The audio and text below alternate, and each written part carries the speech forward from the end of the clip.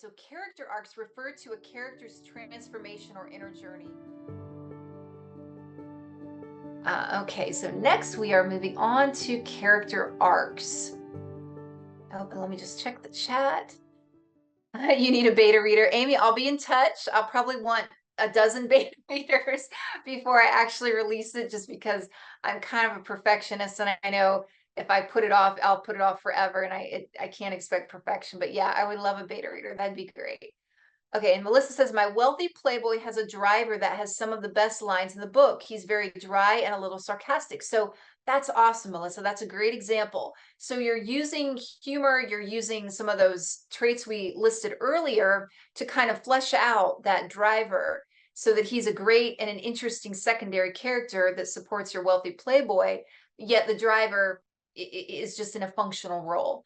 The driver's probably not doing really much of anything that exciting probably, but it adds kind of a little tweak to the storyline. So it's like he's funny, he's sarcastic, and that does add something to the plot, which is great. That's a great example. Okay, so character arcs refer to a character's transformation or inner journey over the course of a story. This progression, which is often expected by readers, so a typical reader will expect that there's some kind of a story arc.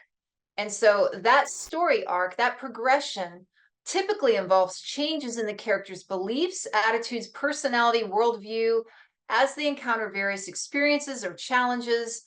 Character arcs are crucial because they add depth to the story. They make characters feel more realistic and relatable. Um, and so we have a positive arc. So in a positive arc, the character grows and improves, overcomes flaws or misconceptions, becomes a better person or more self-aware by the end of the story. In a negative arc, the character deteriorates or succumbs to their flaws. They become worse off than they were at the beginning. They become more corrupt, bitter, or isolated. In a flat or static arc, the character remains largely unchanged, may impact the world around them, influences others, or reveals the truth about a situation, helps bring about change in the external world or other characters. So one character that comes to mind that is sort of in a flat or static arc would be Sherlock Holmes. So in all of the different Sherlock Holmes stories, we know what to expect from Sherlock Holmes. He really remains largely unchanged. He may impact the world around him. He may solve a mystery, but there's not much. There's not really a huge growth arc, and there's definitely not a negative arc. So why are character arcs important? They reflect human experience. They build emotional engagement. They contribute to the narrative structure, often aligning with the plot arc, where the character's internal journey complements the external events of the story. They're a powerful tool for exploring and reinforcing the story's themes, which we spoke about earlier. They contribute to the conflict and the resolution, and this drives much of the story's drama. So this pushes the narrative forward. Finally, they give characters depth. Characters with well-developed arcs are more complex and interesting. They possess layers, motivations that go beyond just surface level traits. And again, I'm sure you all have read a novel where the story arc, the character arcs are just phenomenal. And by the end of the book, you're just blown away at the complexity. And I'm sure you've read novels where it's sort of flat. The characters, don't have a lot of dimension, and by the end of the book, if you finish it, you're kind of like left like, it wasn't great. Maybe you were even disappointed.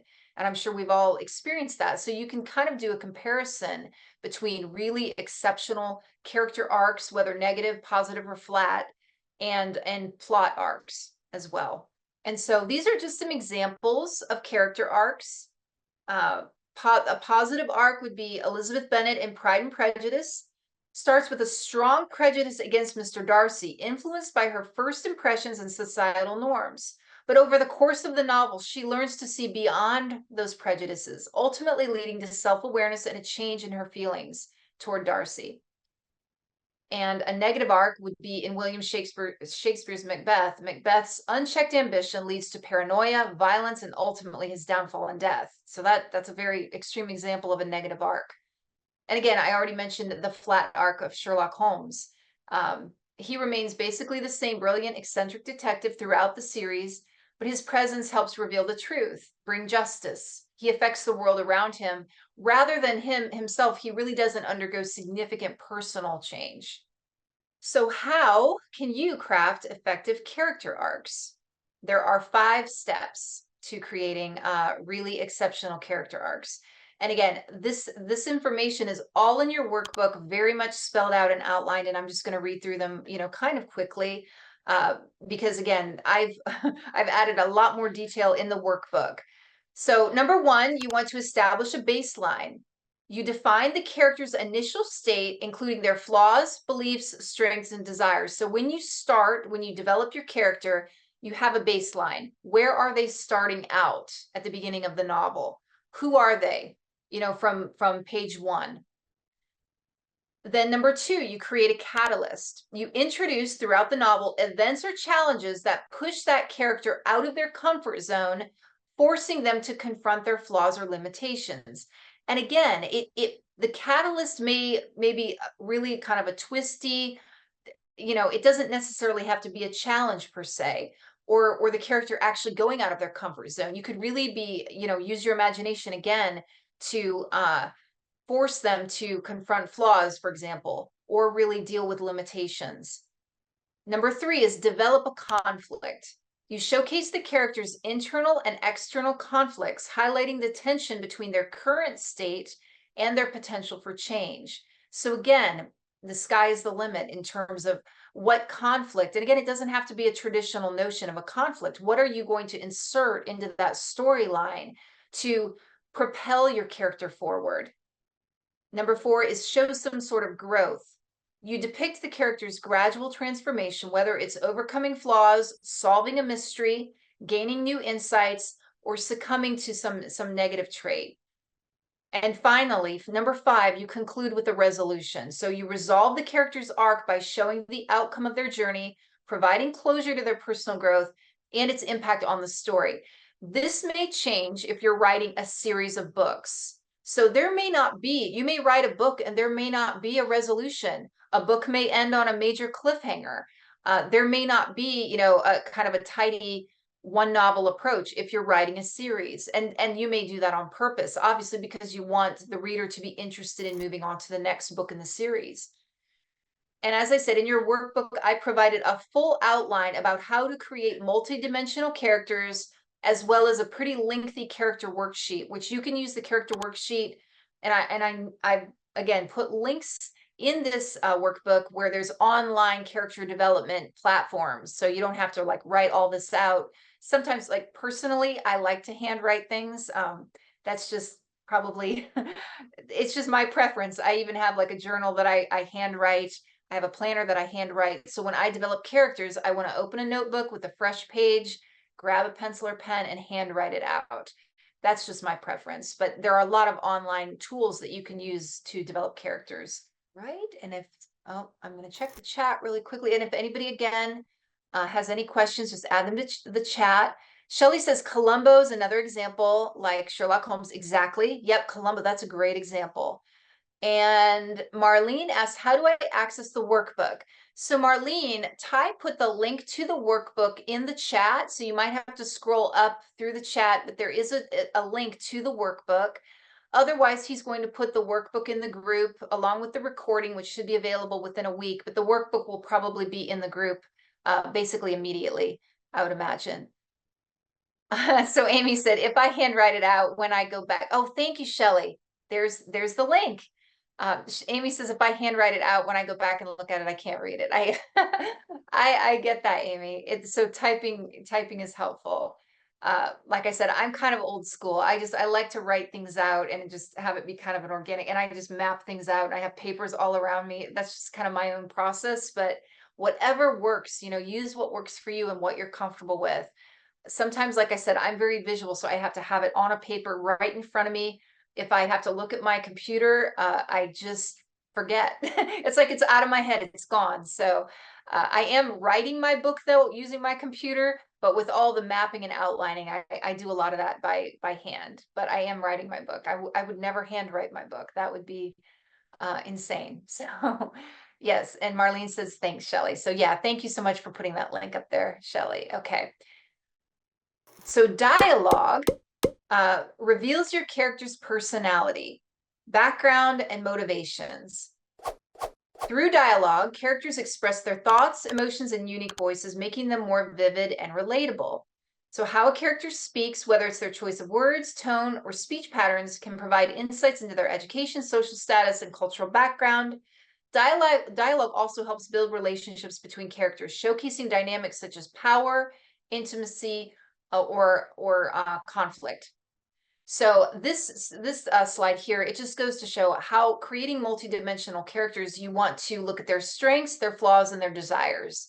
So those are kind of just three basic descriptions of things to consider as you're creating your multidimensional characters.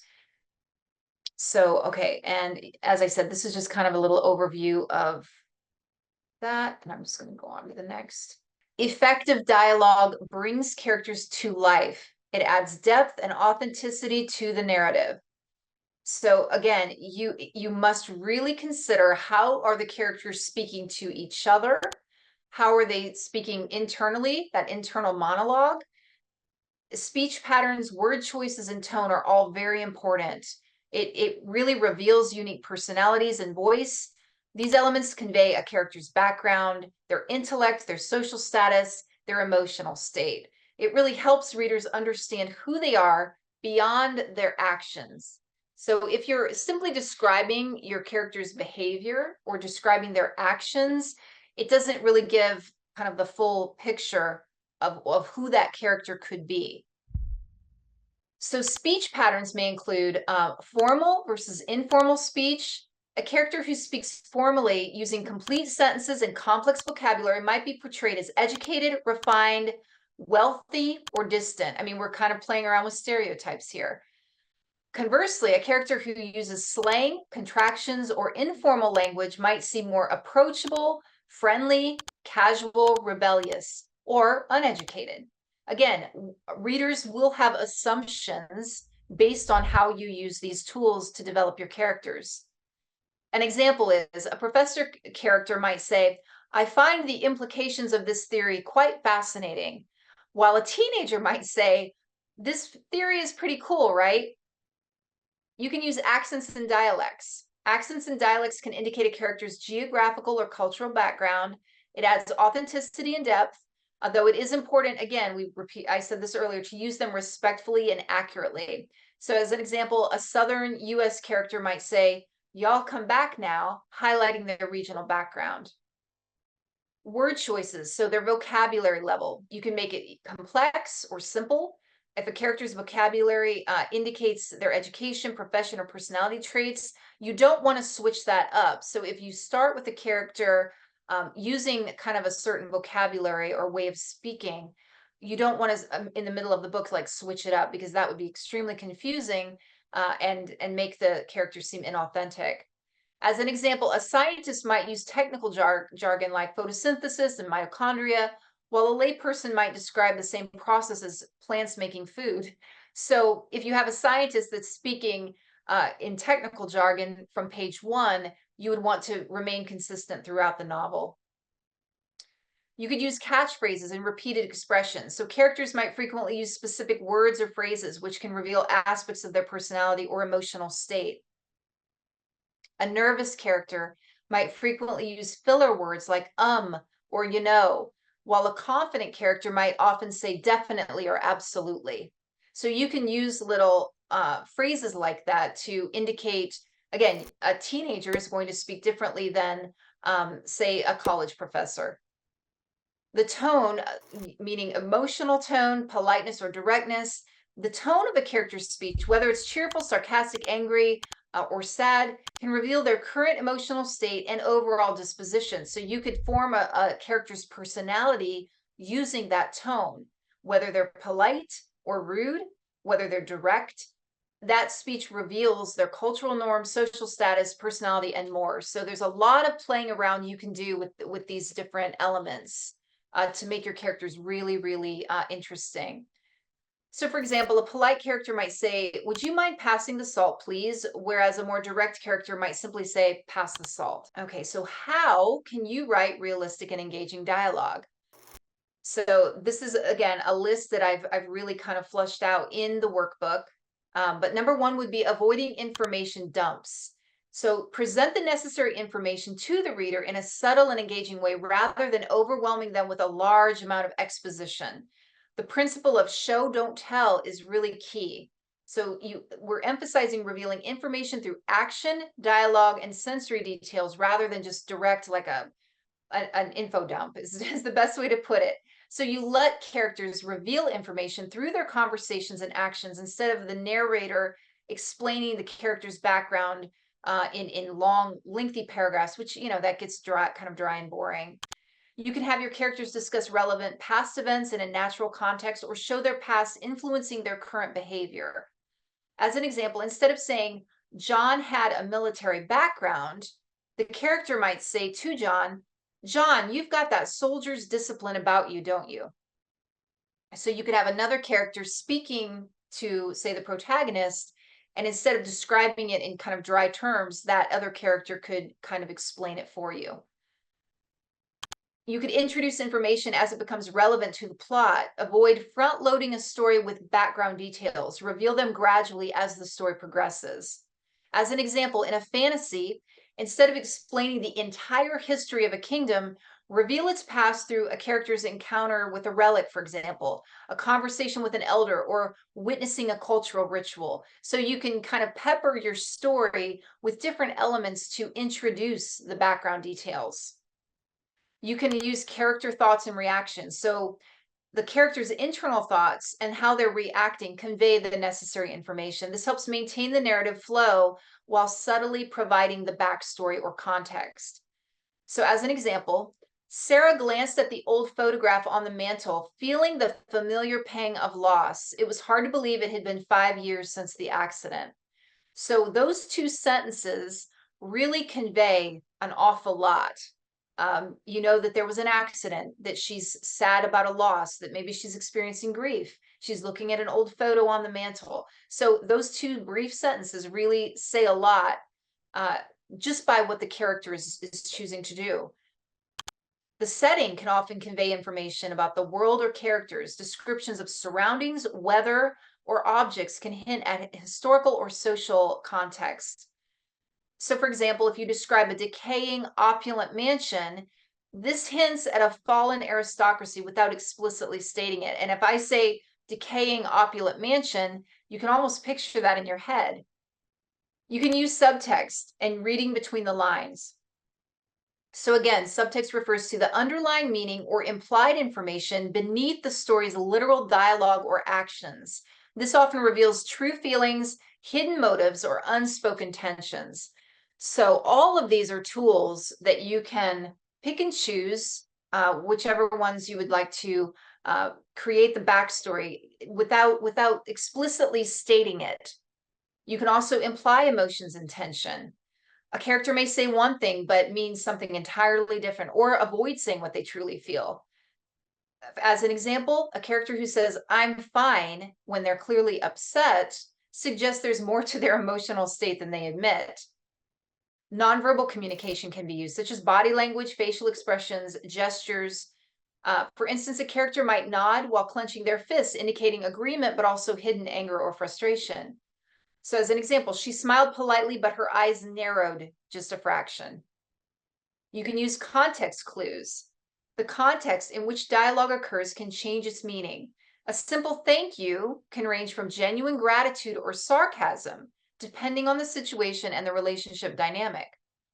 So, as an example, after a tense argument, a character saying, "Sure, thank you for your help," might actually imply sarcasm or resentment. There's all kinds of emotional undertones that you can kind of play with here. You can use double meanings and ambiguity. Dialogue can be deliberately ambiguous, allowing for multiple interpretations, creating intrigue, or highlighting a character's cunning or evasiveness. So, for example, a character saying, "Oh, you're here again," can suggest a range of feelings from pleasure to annoyance, depending on the delivery and the context. Using distinct voices ensures each character's dialogue is unique and recognizable, reflecting their individual personality, background, and perspective.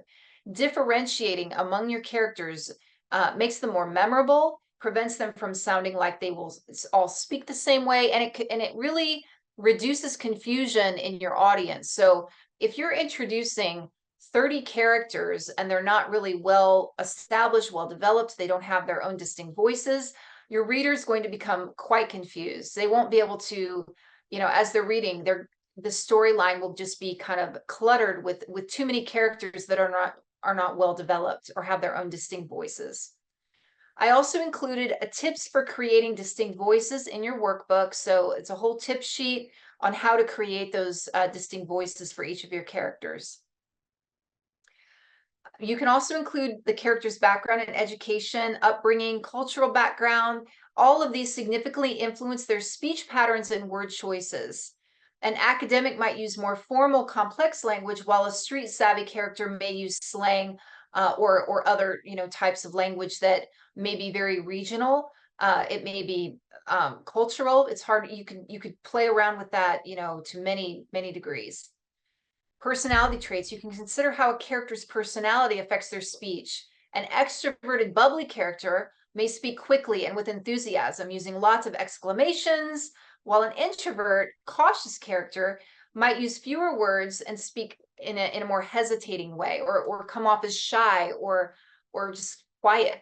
So there's all kinds of ways you can play around with that.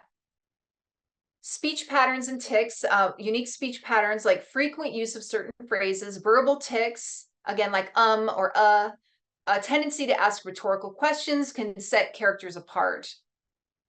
Tone and style, the tone of a character's voice, whether it's sarcastic, sincere, blunt, flowery, can also differentiate them. As an example, a sarcastic character might use a lot of irony or understatement, while a poetic character might speak in metaphors and very descriptive language. Again, maintaining consistency is critically important. You want to maintain the characters' voices throughout the story. Even as characters grow and change, their fundamental way of speaking should remain fairly identifiable. A character who starts out shy might become more confident, but they should still retain some of the hesitancy, some of the initial patterns that you establish from page 1.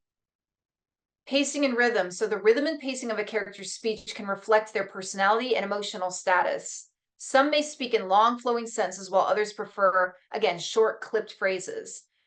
So for example, I was thinking maybe it's not too much trouble if we could, talk versus let's talk. So I included a very lengthy dialogue sample in your workbook that illustrates an exchange between two characters with very contrasting personalities. So the goal of that example in your workbook is to highlight their differences through dialogue alone. So it's two characters, Alice and Ben, they're speaking to each other, and you can see their personality. There's a lot that you can kind of pull from that example. Okay. And next is backstory, which refers to the events, experiences, and circumstances that shaped a character before the current events of the narrative. It's important for developing well-rounded characters and enriching the story's context. Backstory provides insight into why characters behave the way they do, their motivations, and the nature of their relationships with others.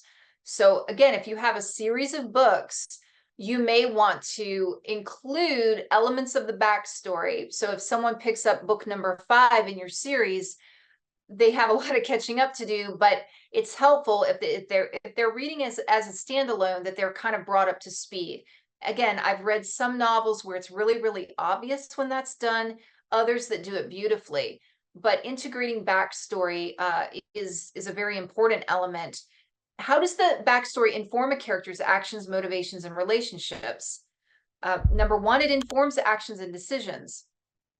So as an example, this is an example of informing actions and decisions.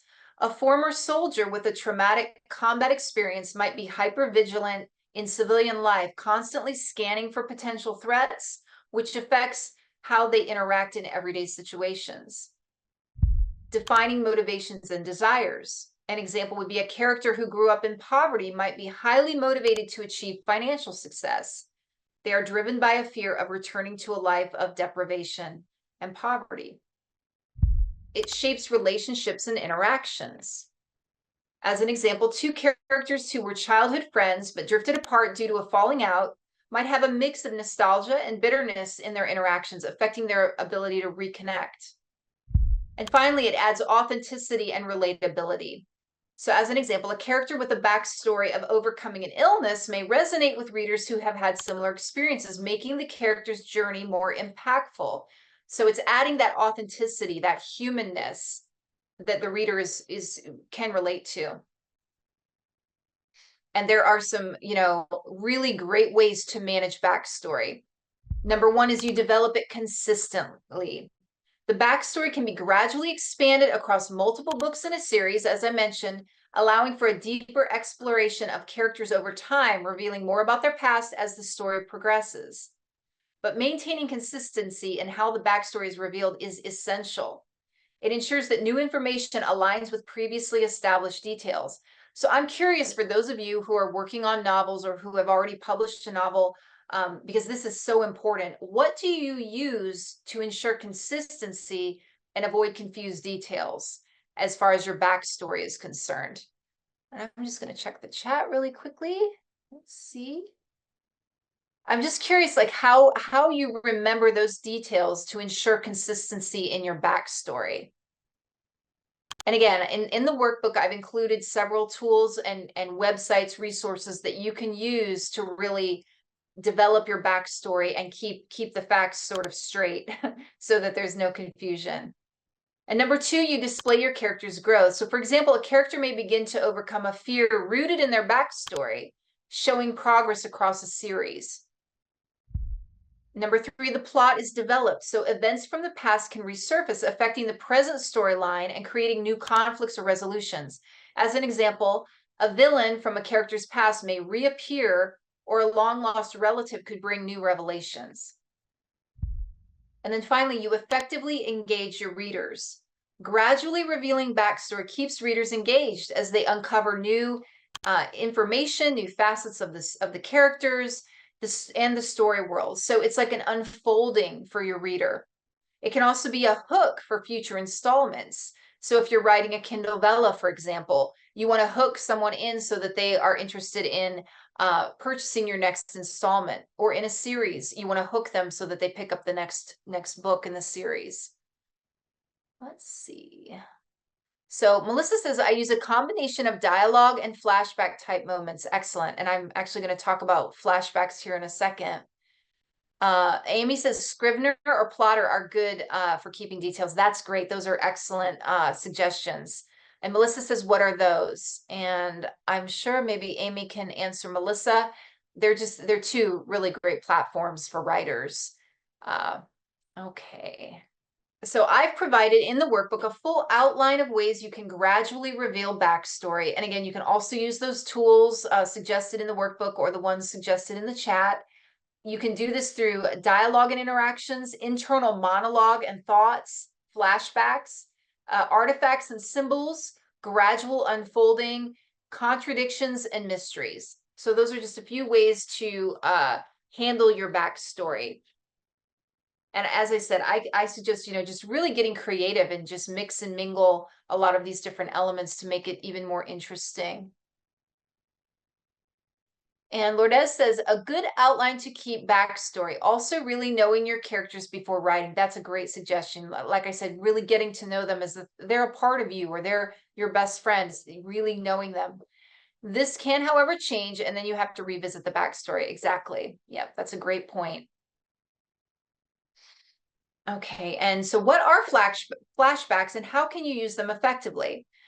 Flashbacks are scenes that take the reader back in time to reveal significant events from a character's past. So they can be powerful tools for deepening the narrative and providing context for the present story. But please do use them thoughtfully to avoid disrupting the flow of the narrative. So a flashback, it must be very relevant. It must be kind of inserted in it so that it flows with the plot. When should you use flashbacks?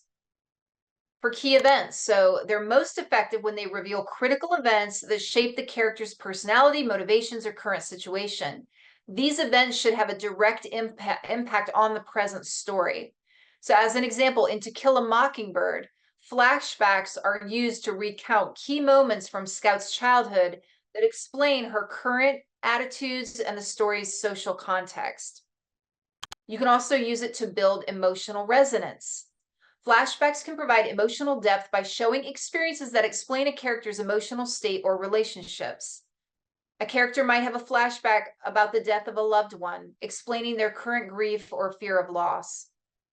For clarification, they can clarify complex plot points or explain character actions that might seem irrational without context.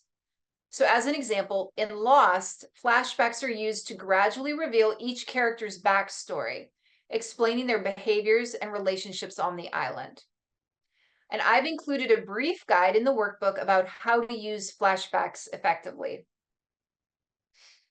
And so now you may wonder, how can you use a character's thoughts to reveal their past? And I'm just going to check the chat. Okay, thank you, Amy, for putting in those links for literature and latte.com for Scrivener, and then plotter.com. So if anyone's interested in those platforms, you could copy and paste those links from the chat. Melissa says, need to run. Thank you, Angie. Have a great weekend, everyone. Thank you, Melissa. You can catch up with the recording after. And Sydney says, Marlene, all my characters have a spreadsheet page with a physical description, highlights of their personality, as well as their backstory. It may or may not all make it into the pages of the story. That using a spreadsheet, Sydney, that's an excellent suggestion. That's a great idea. It really keeps things organized, and that way you can go back to it, refer to it, and make changes. That's excellent. Okay, so through internal monologues, which involves narrating a character's thoughts and feelings, it's an intimate way to explore a character's inner world and can be used to reveal their backstory in very subtle ways, in a very natural manner.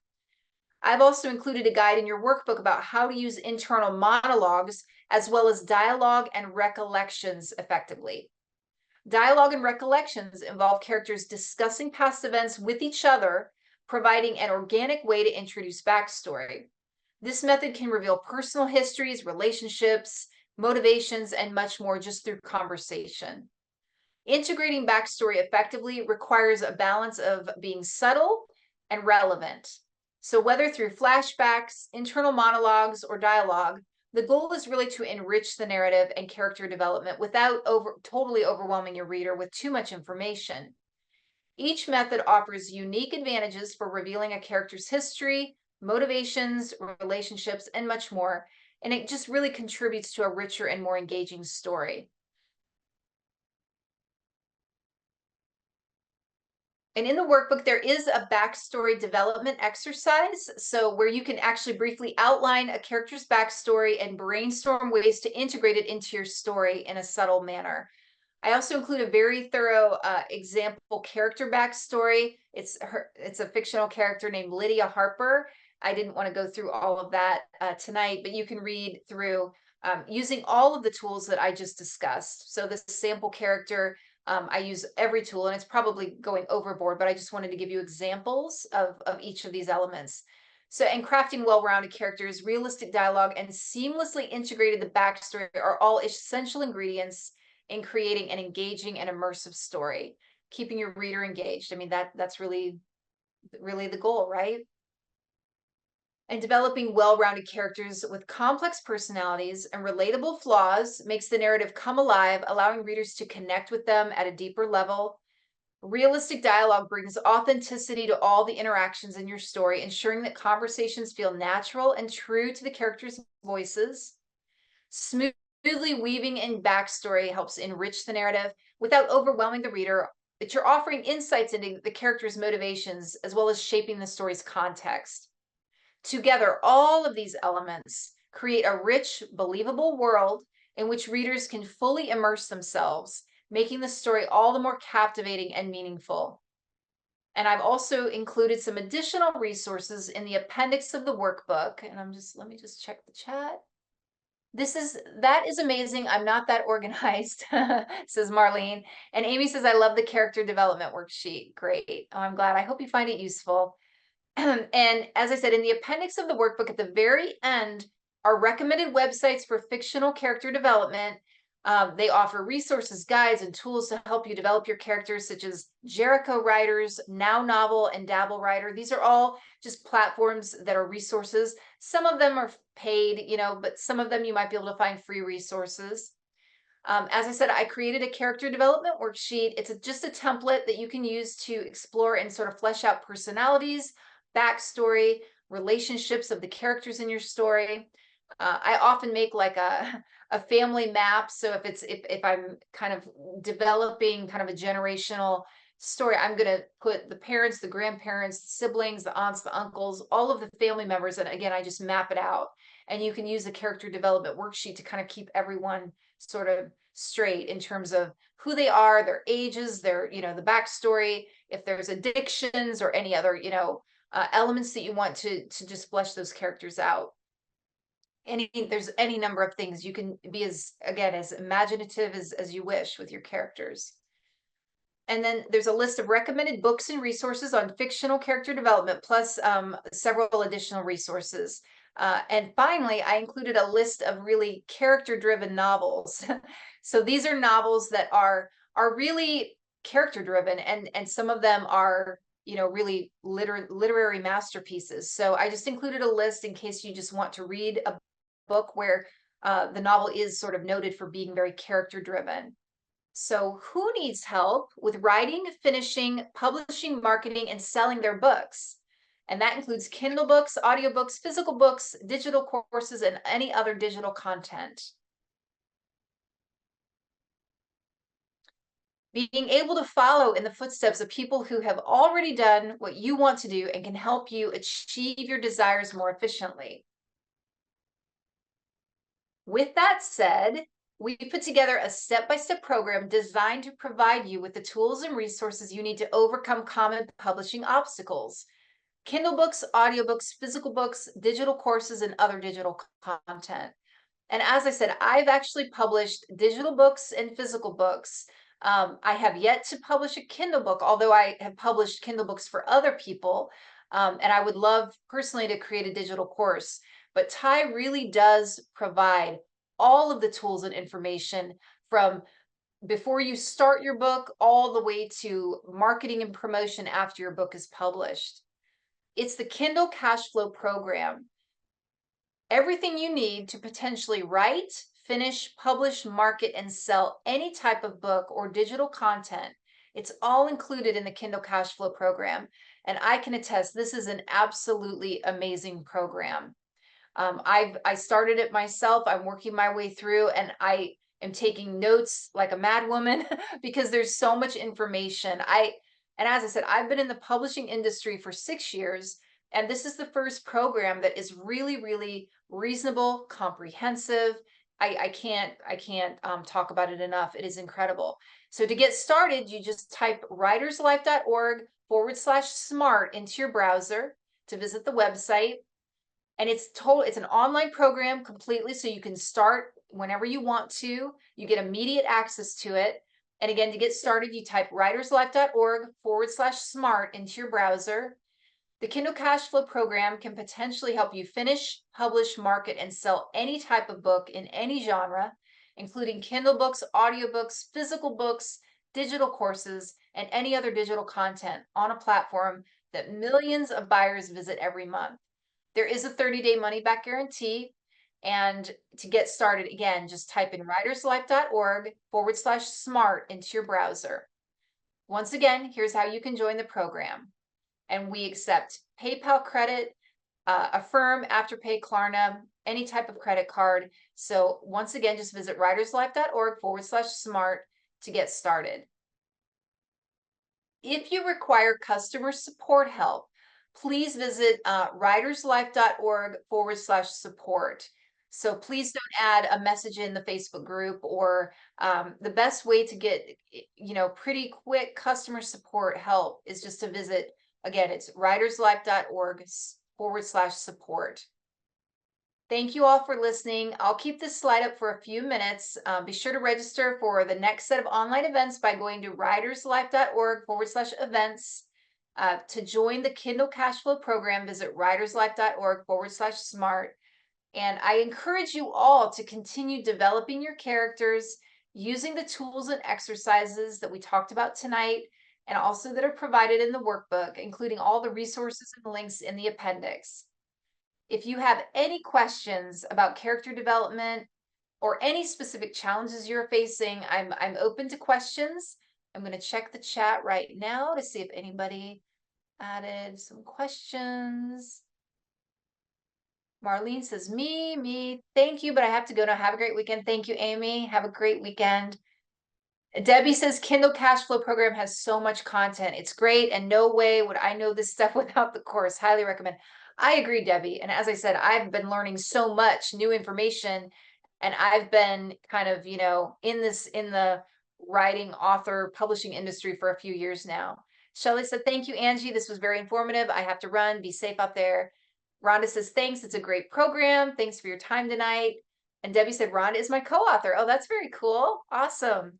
Marlene says, thanks, Angie. Have a great weekend. Lourdes says, thank you, Angie. This was great content.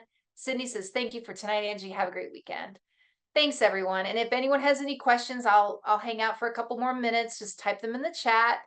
I really appreciated everyone's time and participation, your feedback, and I'm looking forward to getting to know you all in the group on Facebook, and hopefully I'll see you all at some upcoming events. And I'm hoping I'll be able to, continue to do some more trainings for Ty, because I just love this. This is, like I said, books and writing. This is just my life, and I love it. So I'm really passionate about helping aspiring writers get published.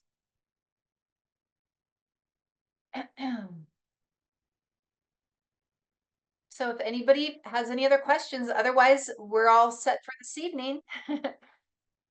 And thanks again, everyone, for joining us.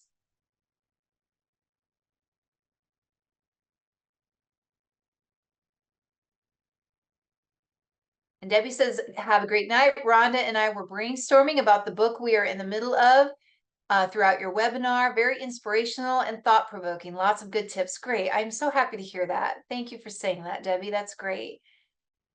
Lourdes says, my main issue is finding time to write. Any suggestions?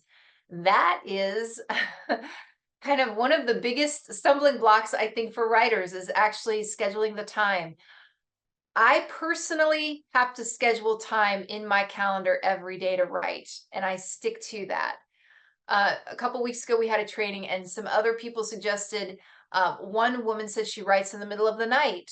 One participant says, they just kind of do it I don't suggest doing it kind of on a whim when you can fit it in.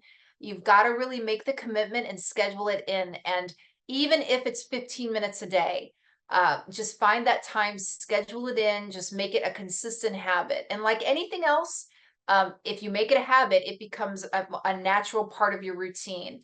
I know that when I started exercising a while back, I just had to schedule it in, and it's very similar to my writing. So I use my paper planner, and I use a highlighter, and for writing, I have a certain color. It might be purple. So I'll highlight writing time from 1 to 3. And it really depends on the day, because every day is different, but I have to prioritize it or I will never do it. And that's one of my goals, and I have a lot of writing projects going. So oftentimes I'm prioritizing different writing projects that I'm doing for other people. And fitting my own writing in is what is a challenge. So I'll do the writing and editing and stuff for other people, but I'm not prioritizing my own writing, working on my own novel, working on my Vela chapters. So I have to schedule my own writing in along with everybody else's work that I'm working on. So I would just say, Lourdes, whatever works for your schedule, and people are busy. I get that. I mean, I've been going strong since 4:30 this morning because I'm working on a big project and I had to get some reading done for that project. So I woke up at 4:30. I'm like, if I don't do it now, I'm probably not going to get to it today. But I did manage to, squeeze in about a half an hour for my own writing, even though today was incredibly busy. But it's what we prioritize that kind of reflects what is most important in our lives, whether that's spending time with loved ones, whether that's, as I said, exercising, whether that's writing.